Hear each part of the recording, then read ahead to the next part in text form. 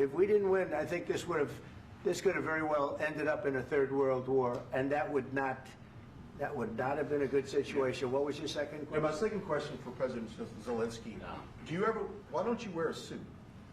You're at the highest. Why don't you wear a suit? You're at the highest level in this country's office, and you refuse to wear a suit. Just want to see people. Do you own a suit? Yeah, problems. A lot of Americans have problems with you not respecting the dignity of this office. I will wear a costume after this war will finish. Okay. Yes, maybe one. Maybe something like this. Something like yours. Sir. Yes. That'd be great. Maybe something better. I don't know. We will see. Maybe something cheaper than. Yeah. Thank you. Thank you. President Trump.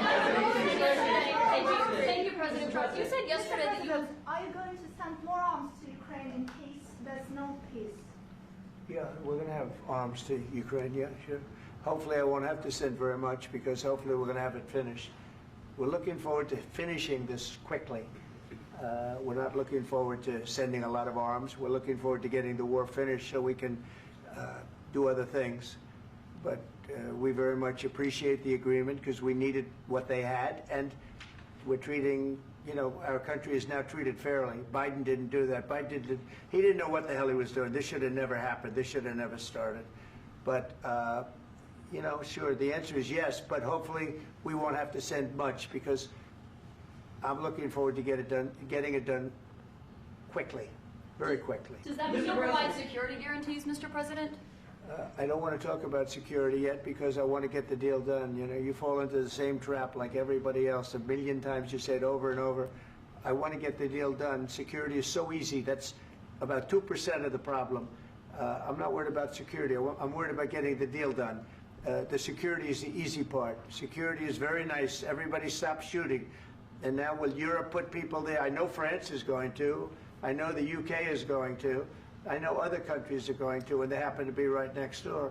We haven't committed, but we could conceivably. We have security in a different form. We'll have workers there digging, taking the raw earth so that we can create a lot of great product in this country. So in that sense, you have something, but we haven't determined that yet. I will say, in speaking to France and in speaking to, and they were here, as you know, last week and just the other day, they have committed to a lot of security. I don't think you're going to need much security. I think once this deal gets done, it's over. Russia's not going to want to go back, and nobody's going to want to go back. When this deal ends, I really believe this deal is going to be over. Yeah, please go ahead. Go ahead. Thank you, Mr. President, thank you. You had Mr. Macron and Keir Starmer at the White House this past week, both of whom praised your courage and conviction to lead the pathway towards peace. Yes. Part of that involved, though, re-engaging Russia in diplomatic relations, something that previous leaders lacked the conviction to do so. What gave you the moral courage and conviction to step forward and lead that? Well, I love this guy. Who are you with? One American News, sir. Well, that's why I like him. One American News does a great job. I like the question. I think it's a very good question. It's a pathway to peace. It's a pathway to getting something solved. And I feel that as the head of this country, I have an obligation to do that. Plus, we're very much involved. We got involved. It's too bad we got involved, because there should have been no involvement, because there should have been no war. And there shouldn't have been October 7th. That would have never happened. As you know, Iran was broke. They had no money to give to Hezbollah. They had no money to give to Hamas. They were stone cold broke. And then under Biden, they became rich as hell. They went from no money to $300 billion in a period of 4 years. And they gave a lot of that money away, and you see what happened. And that's a real mess also that we hope to be able to solve. But no, I appreciate your question very much. I feel I have an obligation to try and do something to stop the death. If I can answer. Yes, if I can answer. Please, sorry. go ahead. Please. And I do like your clothing, by the way. Yeah, really? Even though I think he's a great guy, by the way. But I don't know if you two like each other. But you know what? I think he's dressed. I like this guy. I think he's dressed beautiful. So I have more serious things than answer on side Yeah, question. sure, I will answer on more That's serious a good question if statement. I can. That's good. Yeah. So please, about security guarantees and about just ceasefire. We can't just speak about ceasefire and speak and speak. It will not work. Just ceasefire will not never work, because I'm like a president. I have this experience, and not only me. Ukraine before my presidency, from the 2014, Putin broken 25 times. 25 times he broken his own signature. 25 times he broken ceasefire. But he never broke to me. He never broke No, to no, me. you were the president. He You were never the broke- president he during. never broke to me. In 2016, you've been the president, Mr. President. You've been the president, but he had, of course, not with you, but he had during those periods, he had conversations with our side, and we had Normandy format, you know, the France, Germany, Ukraine, and Russia, and he broken 25 times. That's why we will never accept just ceasefire. It will not work without security guarantees. Security guarantees, maybe President is right about this document and other, but this document is not enough. Strong army is enough, because his soldiers afraid, Putin's soldiers afraid of our soldiers when we're strong enough. If we are not strong enough, if we are empty, if our storage is empty, we can't defend our land.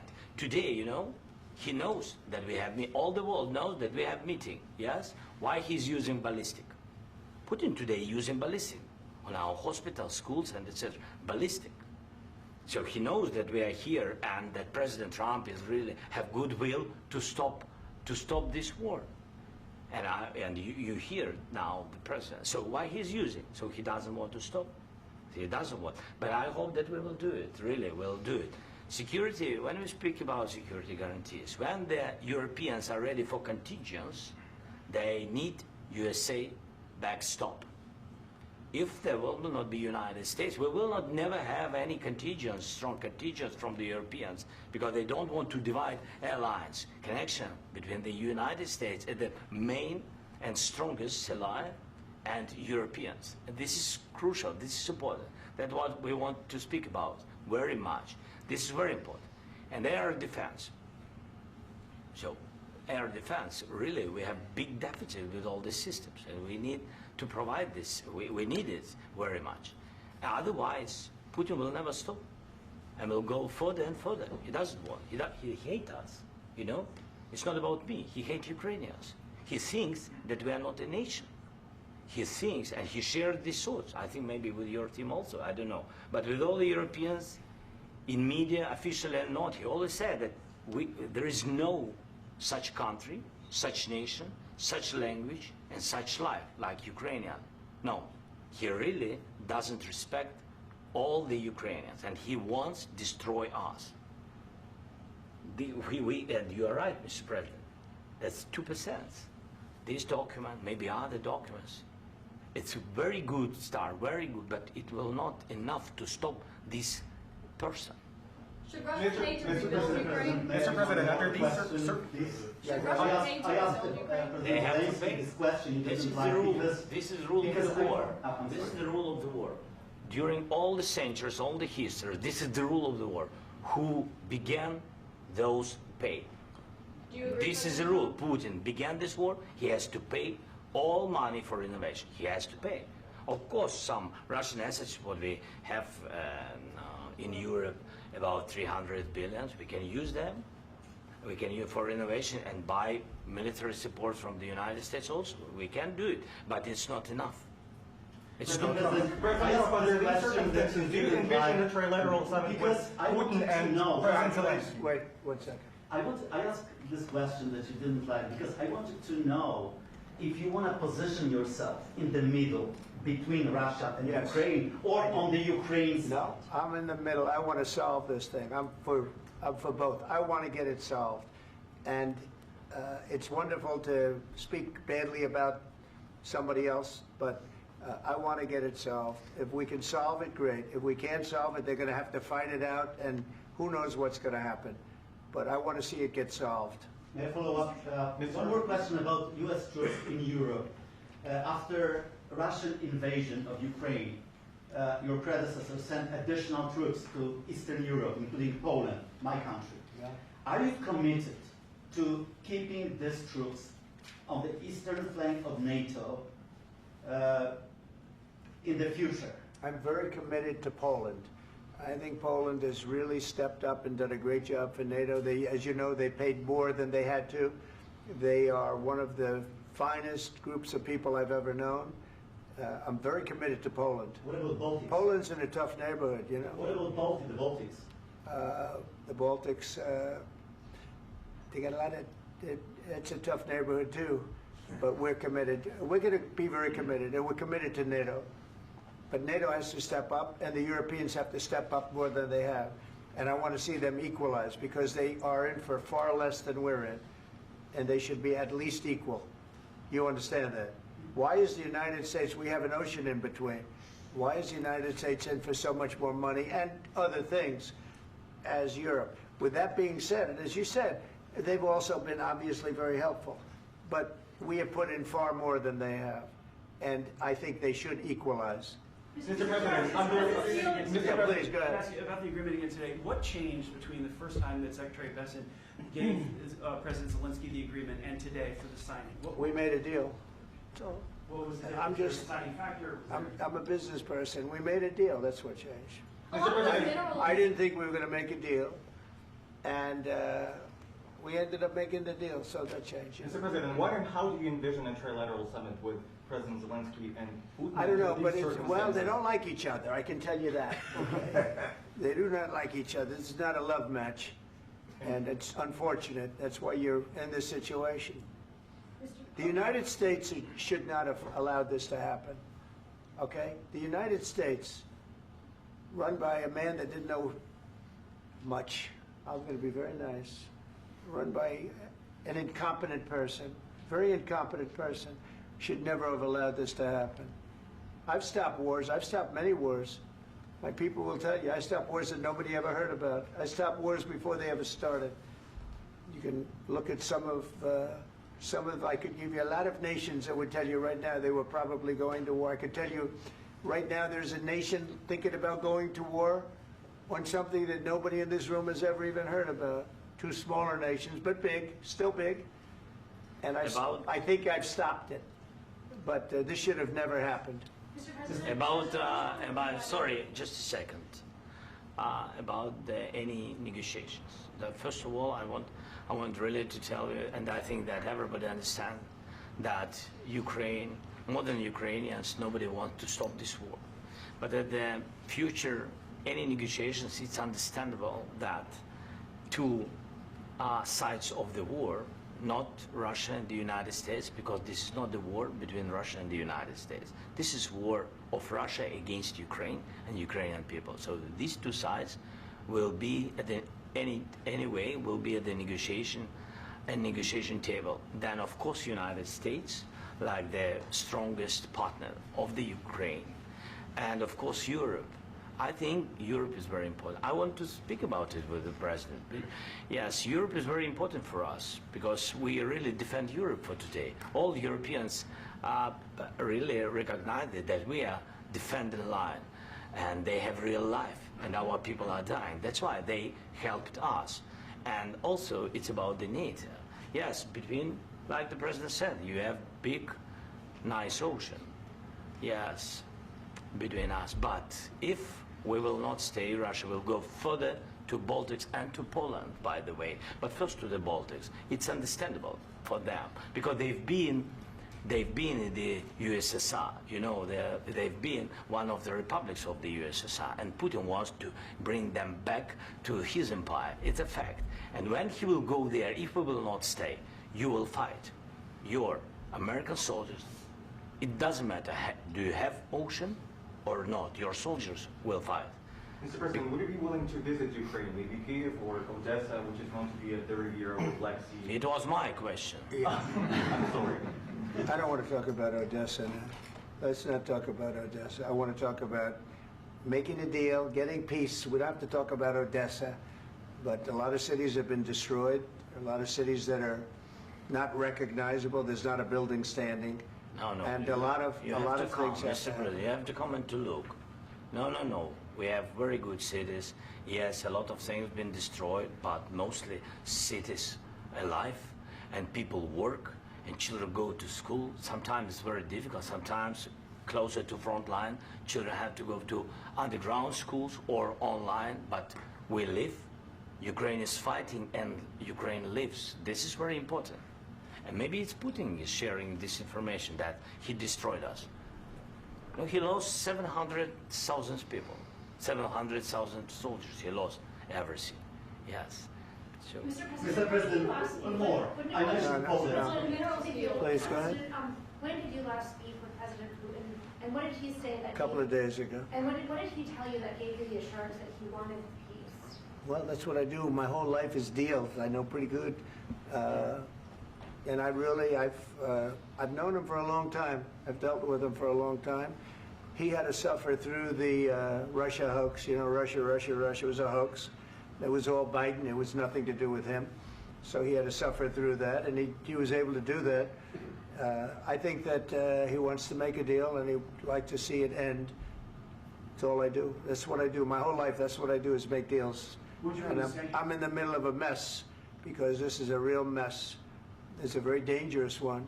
If this doesn't get solved now, it's not going to get solved for a long time. So I hope we're going to get it solved. In the back, please.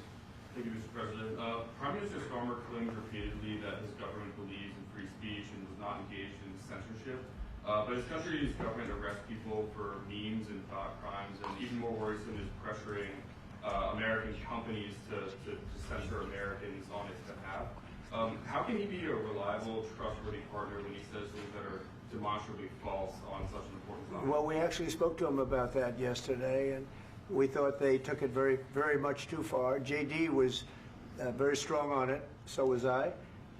So was Marco. And we've been speaking to him about it. Marco, would you like to say something about that? Yeah, we have concerns, obviously, with the conduct of those, particularly as it impacts Americans. And there's real concern that American speech, which is online, could fall into the hands of British or any country's jurisdiction.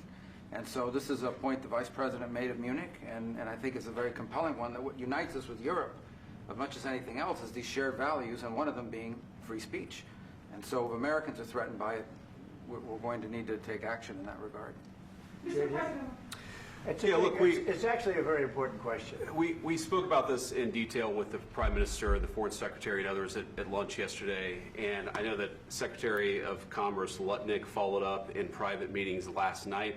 This is really important. We believe Americans have the right to speak their mind, even if we in this room disagree with them. They have the right to speak their mind in the public square, which is often online these days. And we're going to defend that right as it pertains to American companies and American citizens vigorously if we have to.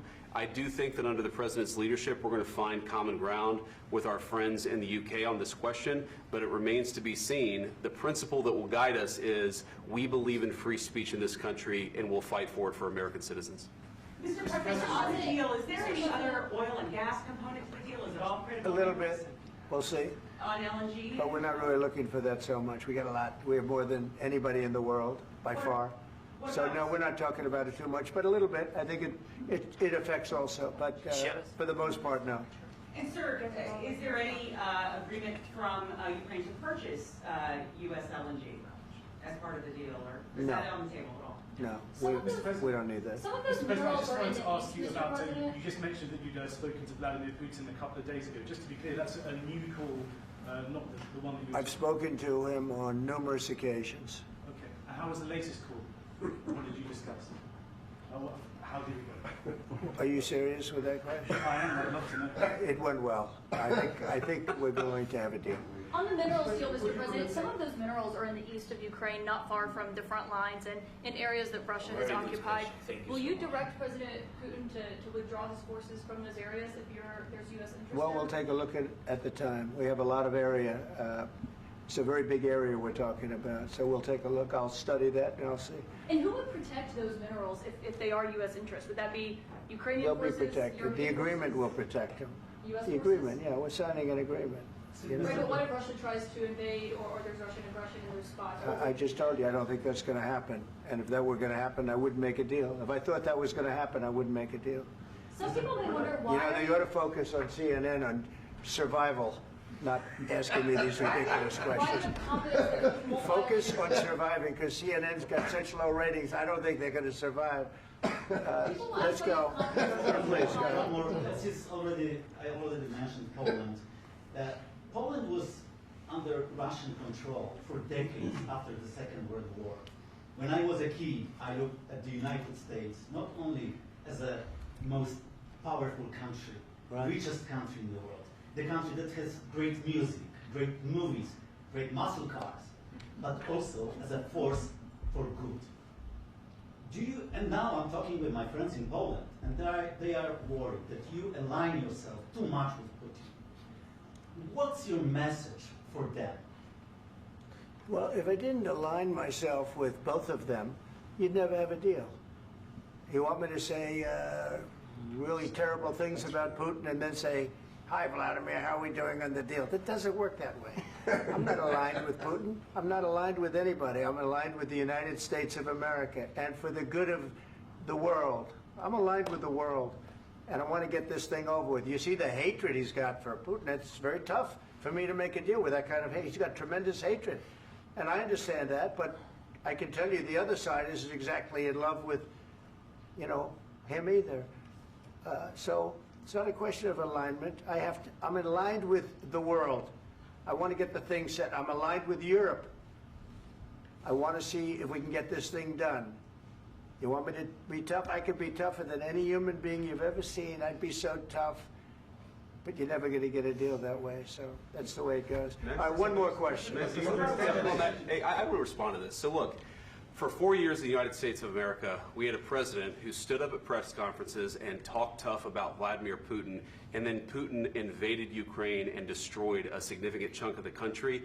The path to peace and the path to prosperity is maybe engaging in diplomacy. We tried the pathway of Joe Biden of thumping our chest and pretending that the President of the United States' words mattered more than the President of the United States' actions. What makes America a good country is America engaging in diplomacy. That's what President Trump is doing. Can I ask you?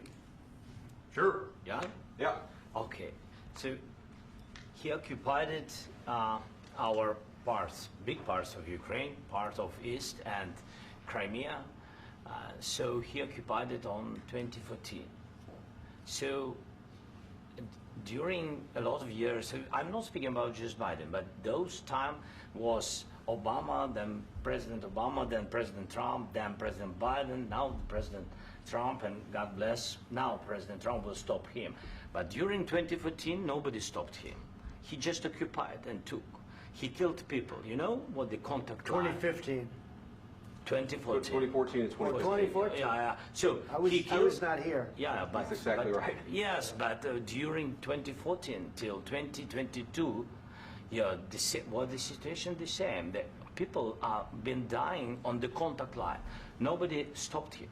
You know that we had conversations with him, a lot of conversations, my bilateral conversation, and we signed with him. Me, like a new president. In 2019, I signed with him the deal. I signed with him, Macron and Merkel, we signed ceasefire. Ceasefire. All of them told me that he will never go. We signed him with gas contract. Gas contract. Yes, but after that, he broken this ceasefire. He killed our people and he didn't exchange prisoners. We signed the exchange of prisoners, but he didn't do it. What kind of diplomacy, JD, you are speaking about? What do you mean? I'm talking about the kind of diplomacy that's going to end the destruction of your country. Yes, but if you Mr. President, with respect, I think it's disrespectful for you to come into the Oval Office and try to litigate this in front of the American media. Right now, you guys are going around and forcing conscripts to the front lines because you have manpower problems. You should be thanking the President for trying to bring it into this conflict. Have you ever been to Ukraine that you say what problems we have? I have been to. Come once. I've actually watched and seen the stories, and I know what happens is you bring people, you bring them on a propaganda tour, Mr. President. Do you disagree that you've had problems bringing people into your military? And do you think that it's respectful to come to the Oval Office of the United States of America and attack the administration that is trying to prevent the destruction of your country? A lot of questions. Let's start from the beginning. Sure. First of all, during the war, everybody has problems. Even you, but you have nice ocean and don't feel now, but you will feel it in the future. God bless. You don't know that. God bless. You don't God know bless. that. You will not have war. Don't tell us what we're going to feel. We're trying to solve a problem. Don't tell us what we're going to feel. I'm not telling you. Because I'm you're in no answering on position this to question. dictate that. That's Remember exactly what this. you're doing. I'm not You're in dictating. no position to dictate what we're going to feel. You We're will- going to feel very you will good. feel influenced. We're going to feel I'm- very I'm good and telling very you, strong. You will feel influence. You're right now not in a very good position. You've allowed From the yourself very- to be in a from very the very bad position, beginning and of he the happens war. to be right about From it. the very beginning of the war. You're not Mr. in a good Brown, position. I You don't was have the saying- cards right now. With us, you start having not cards. playing cards. Right now, you I'm don't. very You're playing serious, cards. Mr. President. You're I'm playing very cards. serious. You're I'm gambling the with the president lives in of war. millions of people. You think- You're gambling with World War What do you- III. what do you You're think about? gambling with What do you World think War about? III. And Yeah. what you're doing is very disrespectful to the country, this country. That's with back all to respect to you. your Far country. more than a lot of people said very they respect. should have. Have you said thank you once? This A lot entire of meeting? times. No, in this Even entire meeting, today. have you said thank Even you? today. You went to Pennsylvania and campaigned for the opposition in October. Offer some words of appreciation for the United States what of are you speaking America about? and the president who's trying to save your country. Please, you think that if you will speak very loudly about the war, you He's can... not speaking loudly. He's not Yeah. speaking loudly. Your country's Can I- in big can I- trouble. can I Wait a answer? minute. No, Can you've I done a lot answer? of talking. Your country is in big trouble. I know. You're not I winning. know. You're not winning this. You have a damn good chance of we are coming out staying, okay because of Mr. us. President, we are staying in our country, staying strong from the very beginning of the war. We've been alone, and we are thankful. I said thanks You haven't in been this alone. cabinet, You and haven't not been only alone. in this We cabinet. gave you, through I this said thank stupid you. president, $350 billion. You voted we gave for you your military president. equipment, You and your voted men for are your brave, president. but they had to use our military. What about If West you didn't You have our invited military me- equipment, you invited if me you to didn't speak- have our military equipment, this war would have been over in 2 weeks. In 3 okay? days, I heard it from Putin. In 3 days, this is something Maybe new. less. In 2 weeks, of course, yes. It's going to be a very hard thing to do business like this. I And tell you. just say thank you. I said a lot of except times that thank there, you except to that, American people. Except that there are disagreements, and let's go litigate those disagreements rather than trying to fight it out in the American media when you're wrong. We know that you're wrong. But you see, I think it's good for the American people to see what's going on. I understand, sir. I think it's I very understand. important. That's why I kept this going so long. You have to be thankful. You don't have the I'm cards. thankful. You're buried there. Your people are dying. tell you You're again, running I low know. on soldiers. Don't- Listen, don't please, you're running Mr. low President. on soldiers.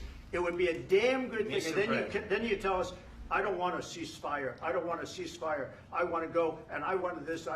Look, if you could get a ceasefire right now, I tell you, you take it so the bullets stop flying and your men stop getting killed. Of course, we want to stop the war. But you're I saying said- you don't want a ceasefire. But I said to you, I want a ceasefire. with guarantees. Because you'll get a ceasefire faster than an agreement. Ask our people about ceasefire, what they think. That wasn't it doesn't with matter me. for you what That what wasn't this with me. means. It That was wasn't with you. a guy named Biden who was not a smart person. This That is was your, with, this that is was with your Obama. president. It was your president. Excuse me. That was with Obama, who gave you sheets, and I gave you javelins. Yes. I gave you the javelins to take out all those tanks. Obama gave you sheets. In fact, the statement is Obama gave sheets and Trump gave javelins. You got to be more thankful, because let me tell you, you don't have the cards. With us, you have the cards. But without us, you don't have any cards. One more question to Mr. Vice President.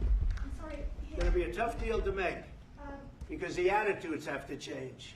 What if Russia breaks ceasefire? What if Russia breaks peace talks? What do you do then?